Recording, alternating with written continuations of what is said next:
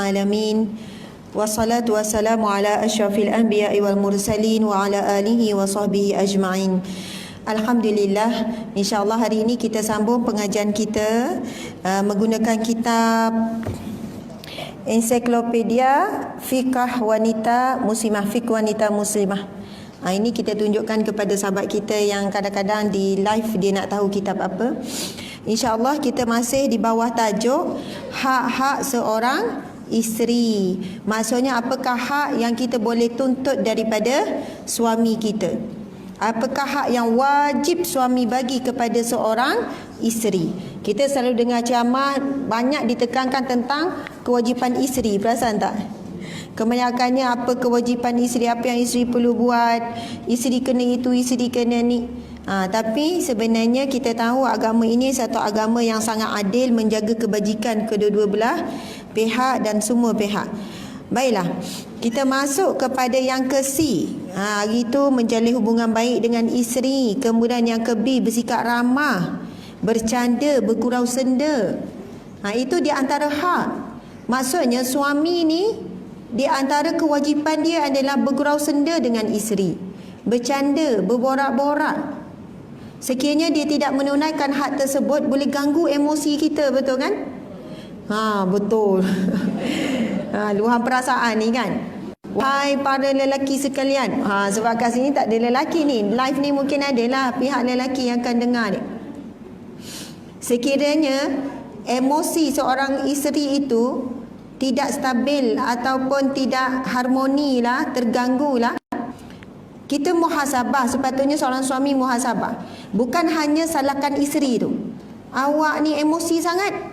Bila awak nak berubah, awak ni tak boleh ke fikir elok-elok? Awak ni selalu sangka buruk. Awak ni tak boleh sabar ke? Contohlah kan. Macam-macam ayat. Kadang-kadang ayat tu ditujukan kembali kepada dia.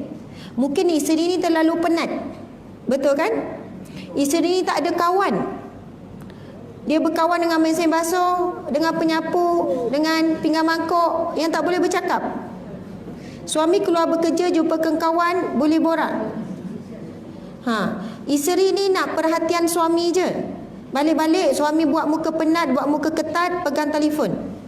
Memang isteri akan rasa sedih, kecewa. Lepas tu bila isteri buat muka, awak ni nak jadi bidadari syurga tak? Muka masam je ni. Tengok masam kenapa kan? Marah kenapa? Emosi kenapa? Rasulullah seorang yang sangat cakna tentang emosi isteri. Pernah satu ketika cerita Safiyah kan? Masa tu giliran Safiyah ikut Rasulullah pergi bermusafir. Lepas tu dalam perjalanan tu Safiyah lambat. Macam duduk lambat lah. Perjalanan tu jadi lambat sebab Safiyah lambat. Bukan jalan kaki, naik unta kan. Bila Rasulullah pergi dekat Safiyah menangis. Rasulullah tanya, kenapa kamu menangis wahai Safiyah? Kerana ya Rasulullah, kamu bagi aku tunggangan yang lambat. Faham tak? Maksudnya unta ni lambat, aku jadi lambat. Pas orang semua tunggu, soalannya akulah yang lambat. Safiyah sedih. Tahu tak Rasulullah buat macam mana? Rasulullah menggunakan dua tangan yang mengelap air mata Safiyah. Bestnya, seronok kan? Subhanallah. Pernah tak suami kita lap air mata? Rahsia masing-masing. Tak tahulah kan? Biasa lap sendirilah. Banyaknya kalau 1000 kali menangis tu mungkin sekali kot suami lap. Tapi nak kata Rasulullah ni memang orang perempuan dia suka sangat sentuhan. Orang perempuan sangat suka. Tak payah cakap sebab kadang orang lelaki cakap tersalah cakap. Dah lah menangis. Awak nak selesai berhenti menangis? Cakap salah, tak cakap salah. Jadi Rasulullah dia lebih kepada tindakan. Safiyah cerita Rasulullah mengelapkan air mata dengan dua tangan Rasulullah sallallahu alaihi wasallam. Kita kalau penat kan, wahai para lelaki sekalian, macam tu. Hari ni kita banyak tunjuk kat sini sikit. Sebenarnya kalau isteri tu nampak penat, pergi je urut belakang bahu dia ke, dia macam lebur rasa penat tu. Kadang nampak dia marah, macam dia emosi, pergi peluk je. Dia takkan Dia takkan jadi macam berlawan ke apa, dia jadi macam kalah lah. Dia terus rasa macam lebur lah. Subhanallah. Cair. Tapi kadang-kadang teknik ni orang lelaki ada ego, dia tak nak guna. Cair. Maksudnya buat teknik sentuhan tu. Subhanallah. Bila saya baca kisah, saya ada satu buku ni, ada hamba Allah yang hadiahkan. Masya Allah. Asam garam rumah tangga Nabi SAW. Saya ada bacakan sampai saya tergelak seorang-seorang pun ada. Saya senyum seorang-seorang. Saya kata, ya Allah, Rasulullah ni sangat lucu. Rasulullah ni sangat baik. Dan tak sangka Rasulullah dengan isteri sampai begitu sekali. Dan nakalnya isi-isi Rasulullah. Kadang sama isteri berpakat nak kenakan Rasulullah. Ada juga. Bukan nak kenakan apa, nak bergurau. Aisyah lah selalu, dia kan budak-budak sikit kan, panjang akal. Dia pakat dengan isteri ni, baik kita perkenakan Rasulullah. Pakat dengan isteri ni nak bergurau, Rasulullah tak perasan. Perempuan kan panjang akal kan. Nanti kita pergi baca. Saya ada satu cerita yang sangat menarik. Baiklah, kita nak baca ni. Yang ke-C, berbincang pada malam hari bersama isteri dan mendengar percakapannya. Di antara akhlak Rasulullah sallallahu alaihi wasallam, Rasulullah adalah pendengar yang sangat baik terhadap keluhan ataupun cerita ataupun perasaan isteri-isteri. Di antara hak yang para isteri perlu dapat daripada seorang suami adalah kata-katanya didengar oleh suami. Kalau suami yang beriman, suami yang faham, dia akan dengar luahan isteri itu bukan sebab saja-saja, sebab itu tanggungjawab dia. Berhati-hati sebelum orang lain yang mendengar keluhan isteri anda. Kita pun berhati-hati untuk menolak keluhan suami kita. Awak ni jangan banyak mengeluh, banyakkan istighfar. Macam tu kan. Awak ni banyakkan bersyukur. Manusia, keluhan itu biasa. Dan memang itu disebut dalam Al-Quran. Sesungguhnya manusia itu diciptakan dengan keluh kesah. Memang keluh kesah itu adalah fitrah manusia. Cuma sejauh mana keluh kesah itu sampai mempertikaikan Allah, sampai marah kepada Allah, ataupun keluh kesah biasa. Bang, saya bimbang lah. Ni, awak memang selalu bimbang. Macam tu kan. Awak, saya nak cerita sikit. Alah, cerita sama ya awak ni. Sebenarnya kadang nak bercerita je, betul kan? Nak lepaskan rasa keluh kesah. Jadi, dalam kitab ini dia tulis, di antara kewajipan seorang suami adalah memberikan pendengarannya untuk didengar oleh isteri. Sekiranya anda sentiasa menolak, perempuan memang suka bercakap, suka luar. Na'udzubillah, sekiranya isteri ni mencari orang lain untuk melepaskan keluhan dia. Masa tu mesti suami akan marah. Lagi-lagi cari Tok Imam pula. Tok Imam kebetulan duda pula. Tok Imam, yalah, prihatin pula Tok Imam tu kan. Siap mesej, macam mana keadaan Hajah? Oi, suami baca. Awak ni kenapa pula? 10 kali saya cuba nak cerita ke awak, awak tak nak dengar. Hari tu Tok Imam berselisih dengan saya, dia tanya, Hajah kenapa muka macam redup je? Kebetulan apa-apa ceritalah boleh berlaku. Tak perlu bertembung. Hari ni telefon ni, tak kira orang tua ataupun orang muda ya, tak kira. Kes saya banyak isteri maksudnya dah ada pasangan lelaki yang lain, bukan umur muda-muda, 50-60. Anak mesej saya dalam bulan lepas, Ustazah saya sedih, akhirnya mak ayah saya bercerai. Kenapa? Belum tu diceritalah sikit-sikit. Mak ni dah umur 60 lebih. Sebelum ni orang pun kuat pergi kuliah 50 lebih ataupun 60 macam tu lah, sekitar tu. Macam umur-umur kita lah ni kan. Kita juga. Tapi iyalah, biar nak rasa kebersamaan tu. Walaupun beza 30 tahun kita lah ya. Subhanallah. Dia kata sebab mak ni tergoda lah. Masuk dengan seorang lelaki scammer. Mula-mula start layan selalu mesej apa semua, orang lelaki tu suka layan. Sampailah duit puluh ribu, ratus ribu semua bagi pada lelaki tu. Sampai tahap yang dahsyat, berpindah terus mak dia keluar daripada rumah pergi ke KL. Tak balik-balik, akhirnya file pekan perceraian. Tapi hutang yang mak dia buat, ayah dia kena bayar. Sebab kebanyakannya hutang tu di atas nama ayah. Lepas tu adalah kaitannya dengan ayah. Tapi ayah lebih redha sebab dah berapa tahun, 2-3 tahun. Mak ni terpengaruh dengan skamer ni, dengan lelaki yang sangat manis, memuji-muji. Maksudnya di sana memang ada banyak juga kes isteri-isteri, wanita-wanita kita yang tergoda dengan perhatian diberikan oleh lelaki luar. Saya bukan nak katakan suami dia ataupun ayah kawan saya ni seorang yang bukan pendengar yang baik. Cuma di sini kita perlu buat muhasabah. Sekiranya seorang suami itu melakukan kecurangan, isteri muhasabah, mungkin ada kekurangan, kesilapan, pengabaian yang telah dibuat. Kenapa isteri ni mula bercerita kepada kawan-kawan, dah kurang bercakap dengan suami, mula bercerita mencari lelaki lain untuk dengar keluhan dia? Tengok, mungkin ada kesilapan kita. Sebab dalam kitab, dalam sirah Nabi, sunnah Nabi, Nabi dah tunjuk contoh sempurna. Seorang suami yang baik ialah seorang suami yang akan menyediakan dirinya juga untuk jadi pendengar yang baik kepada isteri. Subhanallah. Mari kita tengok cerita ni. Nabi SAW rela duduk untuk mendengar dengan penuh perhatian pada Aisyah radhiyallahu anha, yang menceritakan kepada baginda kisah sejumlah wanita yang bertemu dan membuat perjanjian agar mereka tidak saling menutupi rahsia tentang suami mereka sedikit pun. Yang ini cerita tentang Ummu Zara radhiyallahu anha, sebuah cerita yang termuat di dalam hadis yang cukup panjang. Bagaimanapun Rasulullah tidak rasa bosan mendengar Aisyah radhiyallahu anha bercerita kepadanya. Hadis ni panjang ni, cerita ni panjang, tapi dia ringkaskan. Kisahnya Rasulullah, minta maaf, Sayyidatina Aisyah berkumpul dengan 11 orang kawan-kawan perempuan. Masing-masing berjanji, hari ini ibarat macam itulah, hari ini kita akan bercakap tentang suami masing-masing. Pernah tak buat perjanjian macam tu? Tak payahlah buat perjanjian. Kita kadang-kadang bawa-bawa terkeluar cerita suami masing-masing kan. Tapi insya-Allah yang kita cerita yang baik-baik. Betul tak? Betul ke? Ya, insya-Allah yang baik-baik kan kita cakap. Jadi keadaan seperti ini berlaku juga di zaman Rasulullah, berlaku di zaman di kalangan isteri Rasulullah. Antaranya Aisyah menceritakan hadis yang panjang, cerita tentang dia dengan 11 orang kawan-kawan perempuan berkumpul untuk cerita perihal suami masing-masing. Inilah hadis yang dimasukkan dan mengandung hikmah.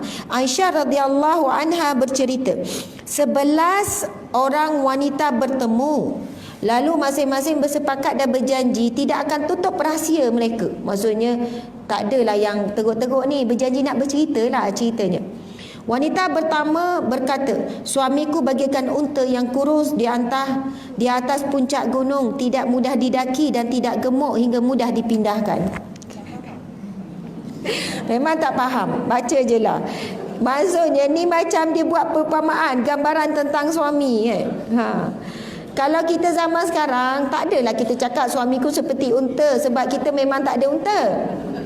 Suami Dan macam apa? Tenggiling, berguling je. Contoh. Gelak tu. Apa lagi? Suami macam, kalau suami saya pula macam pelisit, kejap-kejap hilang. Contoh. Apa lagi? Kadang-kadang perumpamaan orang kita lah kan. Suami saya pijak semut tak mati. Yolah tu, pijak semut mestilah mati. Betul kan? Gambaran tu nak kata, jalan tak pijak semut. Kan gambaran-gambaran tu adalah yang biasa kita gunakan di masyarakat Melayu kita. Tapi ini gambaran yang digunakan di kalangan isteri, di kalangan wanita Arab. Marilah kita baca. Kalau tak, kita tak jumpa ni. Dan ini hadis yang sahih, riwayat Aisyah. Ia bukan cerita rekaan. Kita ambil iktibar. Wanita pertama kata, suamiku bagaikan unta yang kurus di atas puncak gunung. Tidak mudah didaki dan tidak gemuk hingga mudah dipindahkan. Kalau kurus mudahlah pindah kan. Tak apa. Saya pun tak tahu nak ulas tu, minta maaf. Wanita kedua pula berkata, aku tidak akan membeberkan rahsia suamiku. Aku takut tidak akan ada habisnya. Jika ku sebutkan, tentu aku menyebutkan semua keburukannya. Bagus kan? Wanita kedua dia kata, aku tak nak cakap pasal suamiku. Dan tak nak cakap pasal suami Dan. Kalau Dan bercakap, tak habis-habis. Dan kalau Dan bercakap yang buruk belakang. Bagus yang kedua ni. Siapakah yang kedua? Mungkin di kalangan kita. Wanita ketiga berkata, suamiku sangat tinggi dan buruk budinya. Amboi. Jika aku banyak bercakap, aku akan diceraikan, dan jika aku diam, aku akan digantung. Bukan gantung leher. Mungkin maksudnya kata, dia sebenarnya bukan nak cerita keburukan suami. Maksudnya nak cakap suami dia tak suka kalau dia cakap banyak. Alahai, sedih pula kan. Jika aku bercakap banyak, aku akan diceraikan. Maksud suami marah sangatlah. Dan jika aku diam, aku akan digantung. Maksud cakap banyak pun salah, diam pun tak boleh. Jadi sederhana, tengah-tengah. Okey. Wanita ke-40 berkata, suamiku bagaikan udara malam di Tuhamah. Amboi. Tidak panas dan tidak sejuk, tidak menakutkan dan tidak menjemukan. Wah. Kita nak cakap apa kat suami kita? Bang, awak macam udara malam di Cameron Highland. Mungkin macam tu lah kan. Ni yang dengar, kalau ada lelaki dengar ni kan, ayat ni boleh ambil. Yang kan isteri, awak ibarat hembusan angin di malam hari. Di Cameron Highland lah, sejuk sikit kan. Maksudnya dia kata, tapi sejuk, tidak panas dan tidak sejuk, sedang-sedang je, tidak menakutkan dan tidak menjemukan. Masya Allah, subhanallah. Mudah-mudahan kita tidak menjemukan suami, dan suami tak jemu kan, kita tengok kan, tak puas tengok, tenung je. Cuba buat macam tu balik ni kan, tenung je. Lepas tu dia kata, awak kenapa? Awak bagaikan angin di tengah malam. Subhanallah. Gelak cik-cik sekalian ya. Tapi nak sebut, kadang-kadang kita ni tak ada idea nak puji suami. Hari ni kita jumpa ayat power ni, bolehlah test. Kalau test tak jadi, suami makin pelik, mai saya baca Yasin untuk awak ni. Kan? Awak dah lain macam ni. Okey, test lah. Mungkin ya Allah manisnya kata-kata awak. Esok tak payah masak, kita makan luar. Dapat makan luar free. Okey. Kita tengok. Wanita kelima berkata, suamiku jika masuk, hajar-hajar puan-puan sekalian, kita kena faham masa Aisyah bercerita ni, Aisyah sedang cerita kepada Rasulullah ni. Hadis ni Aisyah sedang bercerita kepada saya, ya Rasulullah, aku tadi berkumpul dengan 11 orang wanita. Wanita pertama kata sekian, wanita kedua kata sekian. Rasulullah dengar je. Agak-agak kalau suami orang lain, bukan suami kita ya, jangan cakap suami kita. Agak-agak kebanyakan lelaki lah, kebanyakan suami, dia larat dengar sampai cerita ke berapa? Ketiga tu dah cukup baik. Nak kata Rasulullah sabar dan dengar celoteh Aisyah ni sampai kepada cerita wanita yang ke-11. Punya Rasulullah layan. Mungkin kalau kita lah kan, orang cerita panjang-panjang pun kita macam layan, mata dah kelahir. Bila nak habis kan. Okey, nak kata Rasulullah sangat seorang lelaki yang memahami emosi isteri untuk didengar. Wanita kelima berkata, suamiku jika masuk bagaikan macan dan jika keluar bagaikan singa, dan tidak pernah menanyakan sesuatu yang telah diberikan. Macan tu saya tak tahu apa. Jika keluar bagaikan singa, macan tu harimau. Oh ya, mungkin bila masuk rumah tegas, keluar pun tegas, tapi dia tak pernah tanya apa yang telah diberikan. Masa kalau dia bagi nafkah, dia bagi duit, tak pernah tanya. Suka juga apa suami macam ni kan.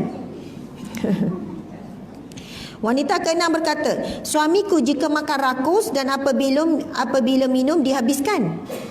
Suami dia makan banyak. Dan apabila tidur berselimut sendiri dan tidak pernah meraba tanganku untuk mengetahui bagaimana keadaanku. Aduh, sedih.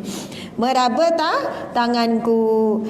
Maksudnya kadang-kadang bukanlah nak buat hubungan sangat kan. Kadang-kadang raba-raba tangan, sentuh-sentuh sikit, nak tahu bagaimana keadaanku. Ni dia cerita sikitlah keadaan suami dia. Bila makan bersungguh-sungguh, bila minum habis terus. Bila tidur seseorang je selimut. Tak ada nak raba tangan dan ni macam tu kan.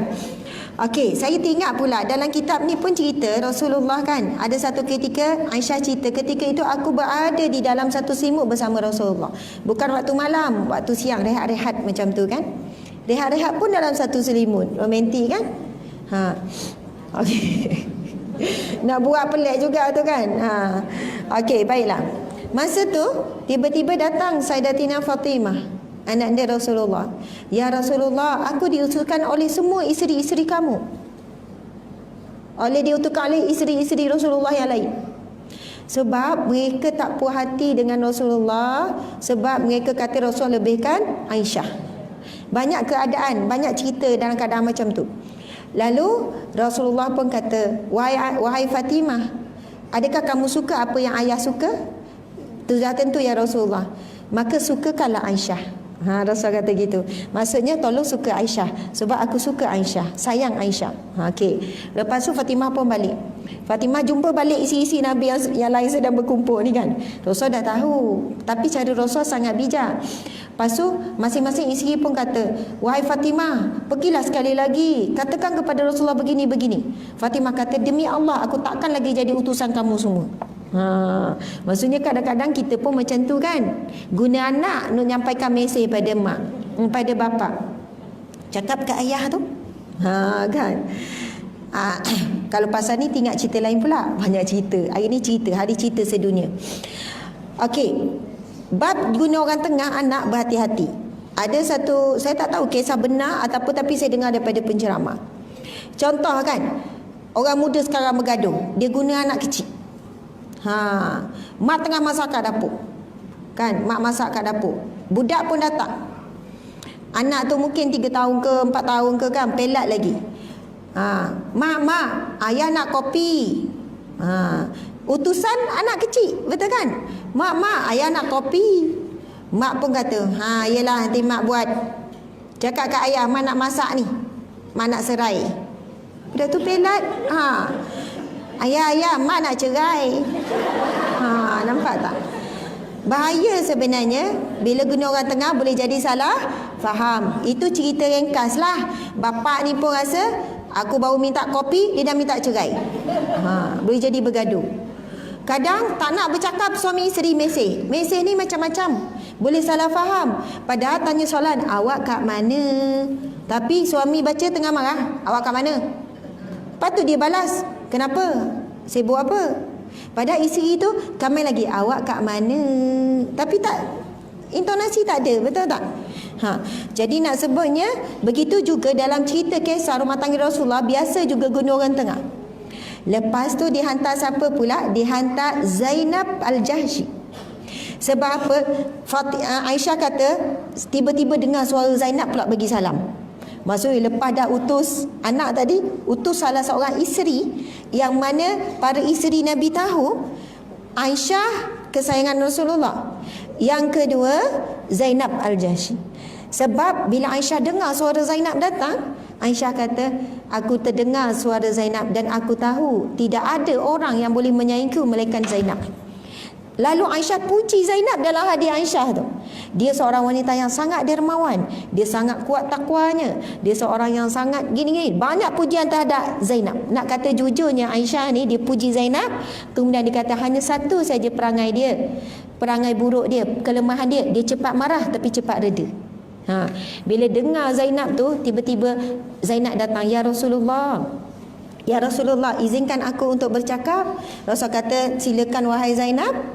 Lepas tu Zainab pun mengata-ngata tentang Aisyah. Aisyah kata, Zainab mengata tentangku di depanku. Aku diam je. Maksud Zainab mengata, Aisyah gini, Aisyah Rasulullah, Aisyah gini. Aisyah kata, aku diam je tengok Zainab ni. Kalau kita kecil besar je kan. Dan Rasulullah tak menyampuk. Nak kata Rasulullah ni pendengar yang baik. Tadi Rasul kata, ni Rasul biar je Zainab berkata tentang aku satu demi satu di depan aku, di depan Rasulullah. Sehinggalah aku melihat mata Rasulullah tidak menghalang lagi untuk aku berkata. Maksudnya Aisyah ni duk tengok memek muka Rasulullah, tengok mata. Sampai Rasulullah, dia nampak air muka Rasulullah dah membenarkan. Okey, sekarang Aisyah kamu pula boleh bercakap. Sebab Rasulullah bila keadaan isi-isi tengah bergaduh ni kan, Rasulullah jadi orang tengah yang baik. Tak ada bela. Pergi balik ni aku dengan Aisyah, tak ada. Kemudian tibalah giliranku, Aisyah kata, aku pula mengata Zainab di hadapan Rasulullah. Berbalas ni. Sampailah Zainab terdiam.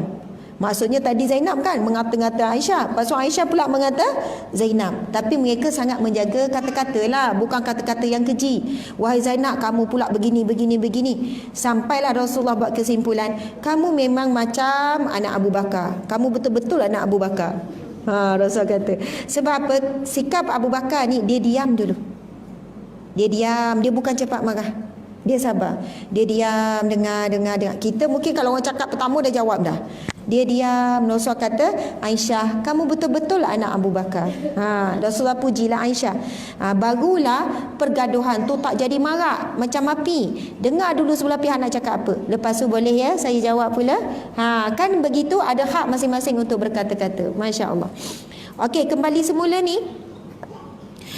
Wanita ketujuh berkata, suamiku itu lemah, tidak perkasa dalam bercampur dan keterlaluan bodohnya. Semua penyakit ada padanya. Jika tidak memukul kepalanya, ia memukul badannya, atau ia memukul kedua-duanya. Wallahu a'lam. Kita tak faham maksud sebenar kan. Ataupun penterjemah ni dia terjemah bukan perkataan yang tepat ke kan. Ataupun nak cakap suami dia lurus ke, baik sangat ke kan. Wanita ke-8 berkata, suamiku halus bagaikan bulu kelinci dan baunya seharum tumbuhan zarnab. Oh, puji sangat suami ni. Halus sangat. Bukan suami tu halus kecil kan. Mungkin lembut. Wanita ke-9 berkata, suamiku tinggi rumahnya, panjang senjatanya, banyak abu dapurnya, rumahnya hampir dengan balai. Mungkin nak cakap suami dia kaya lah kot kan. Okey, wanita ke-10 berkata, suamiku Malik, ia lebih baik daripada orang-orang yang telah disebutkan suaminya, suami semuanya. Ia mempunyai unta yang banyak. Jika unta-unta itu mendengar suara gambus, ia pun seakan tahu bahawa dirinya akan disembelih untuk tamu. Dia wanita ke-10 sedap buat kesimpulan. Suami Dan lagi baik daripada semua orang. Macam tu kan. Wanita ke-11 berkata, suamiku Abu Zara. Tahukah kamu siapa Abu Zara? Dia menghiasi telingaku dengan anting-anting. Masya Allah. Menggemukkan kedua-dua lengan atasku. Menggemukkan aku. Abu Zara, dia kata suami dia bagi perhiasan pada dia. Lepas tu menggemukkan aku dan memanjakan diriku. Masya Allah. Dia mendapatku di kalangan penggembala kambing, lalu membawaku pada kalangan orang yang berkuda. Maksudnya dulu dia ni orang miskin, penggembala kambing. Lepas tu pada kalangan orang yang berkuda ini menunjukkan taraf. Kalau berkuda orang kaya, berunta dan makanan yang sudah dibersihkan. Di situ aku berkata tidak pernah ditegur, tidur hingga pagi dan minum sepuas-puasnya. Amboi, dimanjakan tidur, nak minum-minum. Dibawa makanan yang sudah dibersihkan. Ibu Zara, tahukah kamu siapa Ibu Zara? Berjananya lebar-lebar dan besar-besar, sedang rumahnya luas. Putera Abu Zara, tahukah kamu siapa putera Abu Zara? Tempat tidurnya bagaikan penyamanan tika, dan makanannya cukup hanya dengan kambing. Puteri makan mesti nak kambing je. Puteri Abu Zara, siapa puteri Abu Zara? Ia sangat taat pada orang tuanya. Dia cerita ni, suami dia. Lepas tu cerita dia, lepas tu cerita anak-anak dia. Ia sangat taat pada orang tuanya, selalu penuh kantongnya dan menyebabkan iri pada tetangganya. Hamba wanita Abu Zara. Siapakah hamba wanita Abu Zara? Siapa ni? Cerita dia lah ni.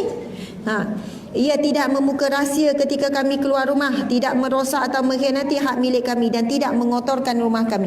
Suatu hari Abu Zara keluar di musim buah, sedang berjana susu melimpah. Maka ia bertemu wanita yang mempunyai 2 orang anak bagaikan anak singa di pangkuannya, mempermainkan 2 buah delima di dadanya. Tiba-tiba ia menceraikanku dan mengawininya. Maka aku kahwin dengan seorang hartawan yang selalu bertunggangan dengan kudanya, membawaku ke penternakan di tempat Ummu Zara, di tempat harta yang banyak, dan memberikan kepadaku segala sesuatu. Ia berkata, wahai Ummu Zara, makanlah sepuasnya dan berikanlah kepada keluargamu. Sekiranya aku kumpulkan semua yang diberikannya, nescaya belum mencapai sekecil bejana Abu Zara. Aisyah berkata, Rasulullah sallallahu alaihi wasallam bersabda. Masya Allah.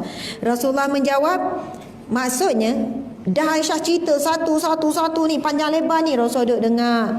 Akhirnya penutup Rasulullah bersabda, Wahai Aisyah, sikapku kepadamu seperti Abu Zara kepada ibu Zara, riwayat Bukhari dan Muslim. Maksudnya Rasulullah buat kesimpulan, sikap aku kepadamu Aisyah sebagaimana kisah yang akhir sekali tu, kisah seorang suami yang sangat baik tu, suami yang sangat memanjakan isteri tu. Ataupun ada riwayat yang lain, ada juga saya baca Rasulullah bersabda, Rasulullah kata, wahai Aisyah, ketahuilah akulah suami kamulah. Sebab Aisyah tak cerita pasal suami dia, Aisyah duk cerita pasal sebelah orang suami orang lain. Lalu Rasulullah buat kesimpulan, wahai Aisyah, ketahuilah bahawasanya suami kamulah suami yang paling baik daripada sebelah seorang suami tadi. Maksudnya Aisyah kata Rasulullah ni dia bukan buat-buat dengar. Dia bukan buat-buat dengar, dia dengar betul-betul. Sebab itu Rasulullah boleh buat kesimpulan. Kita kalau nak test suami kita buat-buat dengar ke ataupun dengar betul-betul, cuba tanya soalan di hujung cerita. Betul? Di hujung dah cerita-cerita tu kan, apa pendapat awak? Tanya soalan tu. Pendapat pasal apa? Saya duk bercerita daripada tadi. Awak cerita apa? Baru tahu sebenarnya dia buat-buat dengar. Tanyalah soalan apa-apa. Orang kata soalan apa? Sekap jarang. Sekap jarang. Sekap jarang. Okey, tanya, awak rasa macam mana? Kalau awak macam mana? Tanya soalan kan? Sebab apa? Di situ kita boleh muhasabah. Bila pasangan kita buat-buat dengar ataupun kita buat-buat dengar, hilang sikit rahmah tu, kasih sayang tu. Mesti ada masalah di situ. Sebab itu hak manusia untuk didengar. Saya buat satu contoh macam ni. Ini selalu saya sebut, benda ni pun saya pernah sebut. Suami isteri. Suami balik kerja, isteri pun duduklah sebelah, dah siap makan, minum. Anak-anak ada kat bawah ni kan, anak-anak kecil, cucu ke apa ke kan. Isteri pun mula cerita, dah makan kenyang, suami pegang telefon. Suami dah mula pegang telefon. Isteri duduk sebelah kan.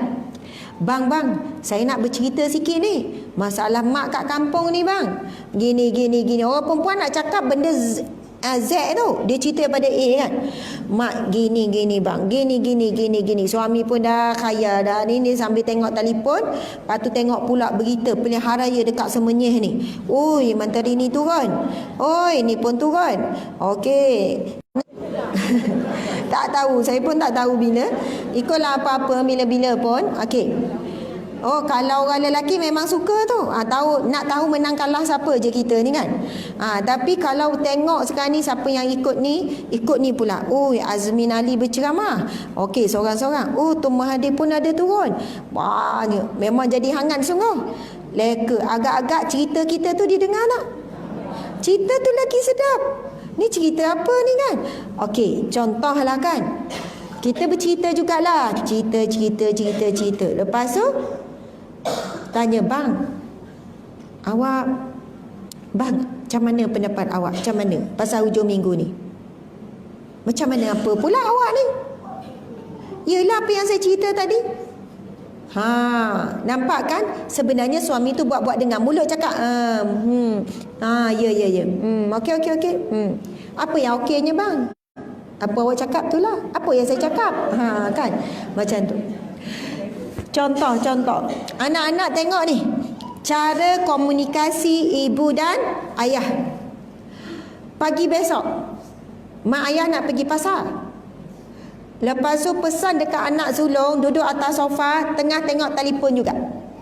Dia tengah main game. Laju. Game nampaklah. Laju je dia main game. Ayah ni, mak dah masuk dah kereta ni. Ayah ni pesan, contohlah. Along, tu ayah dia panaskan lauk semalam tu. Nanti tutup. Contoh kan. Anak ni jawab, ya. Tu nanti adik bangun tu, bagi dia roti atas meja tu. Ya. Agak-agak budak tu dengar tak? Ayah dengan rasa ego, dengan rasa nak marah. Si ayah ni. Dia masuk balik dalam rumah, dia ambil telefon, mungkin campak. Ataupun dia marahlah budak tu depan muka. Kalau ayah bercakap, pandang muka ayah. Macam tu kan. Kalau Alung tu boleh menjawab, bapak buat benda yang sama, mak bercakap, bapak tak tengok muka mak. Benda ni, skrip ni akan berulang. Sebenarnya kita perhati, kalau kita rasa cucu kita bila bercakap, kita panggil, tengoklah Wan kalau bercakap. Rupanya Wan pun buat benda yang sama pada cucu. Cucu balik kan, Wan sibuk berwasap. Ya, alah comel cucu Wan. Okey. Betul tak? Main elok-elok, makan elok. Sebenarnya cucu tu tahu. Wan bukan tengok betul-betul. Wan bukan puji daripada hati. Fikiran Wan, hati Wan masa tu dekat telefon. Tapi berbasi-basi je. Betul tak? Esok budak tu ulang balik dekat Wan dia. Wan tanya sepatah, ya Wan, okey kejap lagi Wan. Okey ni, okey Wan. Benda tu, skrip tu akan berulang. Sebenarnya komunikasi tu mesti belajar daripada orang yang lebih tua. Subhanallah. InsyaAllah sama-sama perbaiki. Itu cerita tu kan. Okey, saya nak cerita satu kisah yang kata isteri Nabi tadi berpakat nak kenakan Rasulullah tu. Saudah dan Safiyah terlibat dalam menyakat Nabi SAW.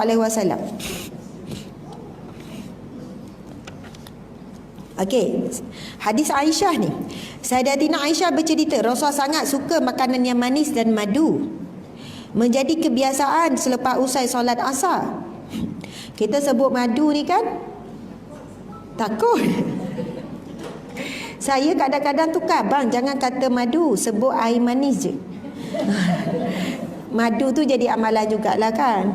Dan kadang dia tanya, ikutlah dia panggil saya apa kan. Dia tanya, nak madu?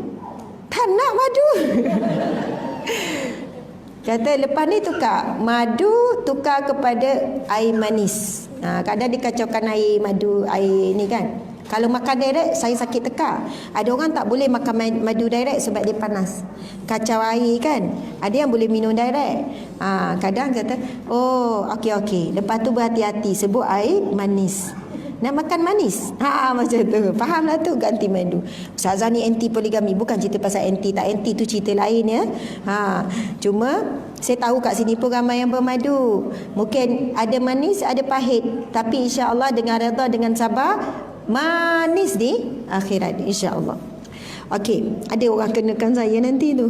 Kadang orang lelaki komen-komen, kadang-kadang komen-komen. Komen nakal, ustazah ni gini-gini. Kalau suami nak nikah lain, ustazah marah tak?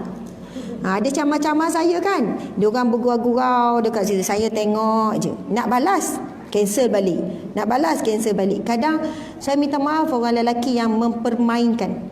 Ingat tak, masa nak kahwin kali pertama kan main susah. Persiapan, fikir, isi khara, apa semua.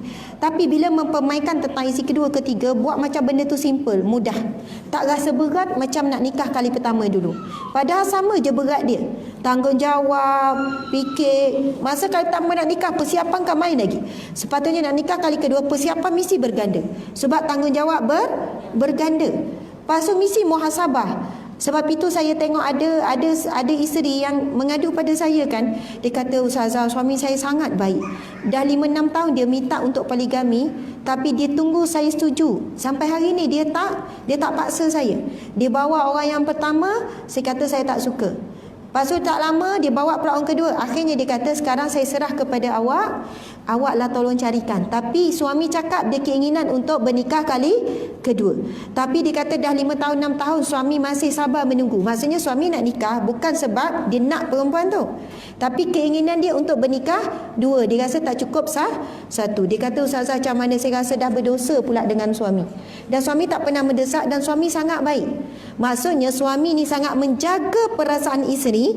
Dia nak sampai isteri betul-betul boleh terima, dan biarlah itu dengan kerelaan isteri. Kalau isteri 10 tahun tak terima, dia tak nak paksa. Subhanallah. Ada lelaki yang sangat bertanggungjawab, sangat faham tentang kewajipan menjaga perasaan seorang isteri sebagaimana yang Rasulullah buat. Subhanallah. Baiklah. Sayyidatina Aisyah bercerita, Rasulullah sangat menyukai makanan yang manis dan madu. Menjadi kebiasaan selepas usai solat asar, baginda akan ziarah semua isteri baginda. Lepas solat asar ziarah semua. Memang senang sebab rumah isteri Nabi semua di sekitar masjid. Tapi asing-asing. Selepas suatu hari ketika menemui Hafsah. lama pula baginda di rumahnya berbanding kebiasaan. Maksudnya biasa singgah sekejap-sekejap, tiba-tiba lama di rumah Hafsah. Maka aku segera menyelidik. Aisyah pergi mengintai. Nakal Aisyah ni kan. Rupa-rupanya ada seorang perempuan kaumnya menghadiahkan Hafsah 1 jak madu. Jadi beliau menghidangkan minuman itu pula kepada baginda. Aku pun berkata, sungguh kita kena sakat Nabi. Kena perangkap Nabi. Aisyah berpakat dengan siapa? Berpakat dengan Safiyah. Okey, kita tengok. Ini bukan. Kemudian aku memberitahu hal ini kepada Saudah. Aku berkata, nanti apabila Rasulullah bertemu dengan awak dan ketika baginda mendekati, katakanlah kepadanya, wahai Rasulullah, awak makan maghafirkah? Okey. Tentu baginda akan kata tidak. Lalu katakan kepadanya lagi, apa yang bau ni? Kalau macam tu, apa yang bau ni? Rasulullah sangat menjaga supaya dirinya tidak berbau sesuatu yang tidak enak. Selepas itu Nabi misi berkata pula, Hafsah baru hidangkan saya minuman madu. Maka katakan kepadanya, barangkali lebah-lebahnya makan sesuatu yang tidak elok. Saya pun akan cakap begitu. Faham tak cerita ni? Macam tak apa faham ni? Okey. Kan Rasulullah duduk lama sikit di rumah Hafsah. Aisyah pergi mengintai. Lepas rumah Hafsah akan pergi rumah Saudah. Hafsah pergi jumpa Saudah. Saudah nanti bila Rasulullah datang, tanya Rasulullah, kamu makan maghafir kah? Maghafir ni sejenis makanan yang berbau. Makanan yang akan menyebabkan bau mulut. Kemudian Aisyah kata, misi Rasulullah kata tak, sebab memang Rasulullah tak makan maghafir tu. Kemudian Rasulullah mesti akan cakap, aku cuma makan madu. Kemudian Aisyah ajar Saudah, cakaplah macam ni. Kemudian kamu katakanlah, mungkin lebah tu makan benda yang tak elok, sebab tu madu tu jadi busuk. Kemudian mulut kamu macam bau macam maghafir tadi tu kan. Maghafir sejenis makanan yang berbau. Kalau kita apa? Budu, mungkin petai, benda-benda yang makruh yang menyebabkan bau mulut. Jadi Aisyah ni panjang akal dia kan, saja nak sakat Rasulullah. Makan madu takkan mulut berbau. Mungkin lebah makan benda tak elok kot. Sebab itu jadi berbau madu tu. Ya Allah, saya pun akan cakap begitu. Aisyah kata, saya pun akan cakap macam tu. Awak pun cakap begitu ya Safiyah? Dia minta Saudah, dia minta Safiyah. Nakal kan? Maka tak kala Nabi bertemu Sayyidatina Saudah, beliau melaporkan, demi zat yang tiada Tuhan saya, nyari-nyari saya hendak katakan terus kepada Nabi bahawa awak Aisyah suruh saya katakan sekian-sekian. Walhal Nabi baru saja berada di depan pintu kerana takut kepada awak. Selepas itu ketika Nabi mendekati saya pun berkata, wahai Rasulullah, awak makan maghafir kah? Baginda menjawab, Saudah ni cerita, aku hampir-hampir nak cakap Aisyah ajar aku cakap macam ni.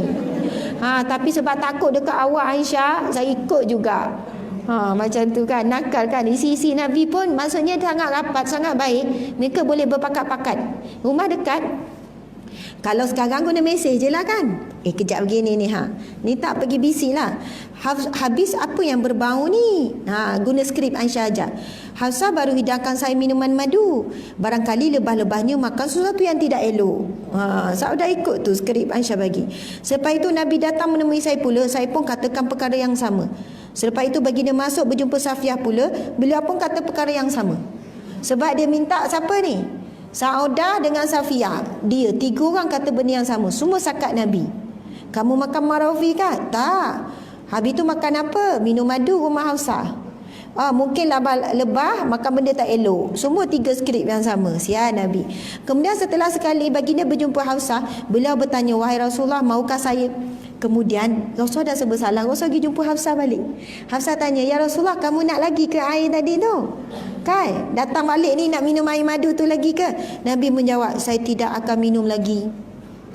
Nabi kata, aku tak akan minum lagi. Sebab 3 orang bini dah komplain, mulut busuk. Sebab itu Saudah pun berkata, subhanallah, kita telah mengharamkan madu untuk Nabi. Aku segera berkata diam. Riwayat Al-Bukhari. Masya Allah. Cerita ni ada kesudahannya lah. Maksudnya, kita sian Rasulullah. Rasulullah sampai sanggup mengharamkan, Rasulullah sampai sanggup nak jaga hati isteri ni, aku tak akan minum lagi. Padahal Rasulullah suka minum air madu tu. Sebab Rasulullah lebih mementingkan penampilan dia kepada isteri. Sebab itu tajuk dalam bab ini, Rasulullah merupakan seorang suami yang sangat jaga badan untuk isteri. Subhanallah. Jadi wahai para lelaki sekalian, bila lelaki tengok sini, wahai para suami sekalian, contohilah Rasulullah sallallahu alaihi wasallam. Rasulullah seorang suami yang sangat jaga penampilannya untuk isteri. Rasulullah seorang suami yang sangat jaga bau mulutnya supaya tak bau busuk. Ini kalau dengan isi contoh. Yang merokok lagi lah, bau busuk, bau hapak. Kalau anda tidak boleh berhenti merokok. Ini bukan nak cakap pasal hukum merokok ni. Kalau hukum merokok ni ada yang tak boleh terima, ada boleh terima. Kalau muzakarah fatwa kata haram. Kalau Darul Ifta fatwa dunia, maksudnya Islam, seluruh dunia Islam mengatakan rokok itu haram. Tetapi kita berbeza pendapat mengikut negeri. Ada kata makruh tahrim, makruh dekat dengan haram. Ada kata makruh saja. Tapi memang terbukti dari sudut sains rokok itu membahayakan kesihatan, dan Islam melarang kita daripada membuat sesuatu yang mencelakakan diri. Tapi ada orang pula kata, ustazah, saya cuba berhenti merokok tapi doktor kata awak tak boleh berhenti sebab nikotin tu dah jadi sebati dalam badan, dah tak boleh, ketagihan yang sangat dahsyat kalau kamu berhenti sekian-sekian. Tapi doktor cuma kurangkan dos, satu hari mungkin satu batang macam itulah, ataupun seminggu berapa, tapi tak boleh berhenti terus. Jadi bahaya pula kepada nyawa dia. Jadi nak sebutnya, kalaulah kita ni mencontohi Rasulullah, biasa kita dengar perempuan kena berhias untuk suami, betul tak? Perempuan kena berwangi-wangian untuk suami, perempuan kena merapikan rambut, perempuan kena jaga suara, macam-macam lah, lemah lembut dengan suami. Sebenarnya benda yang sama juga dituntut kepada para suami sekalian. Jaga penampilan, isteri suruh jaga penampilan, dia kan plekat, kan?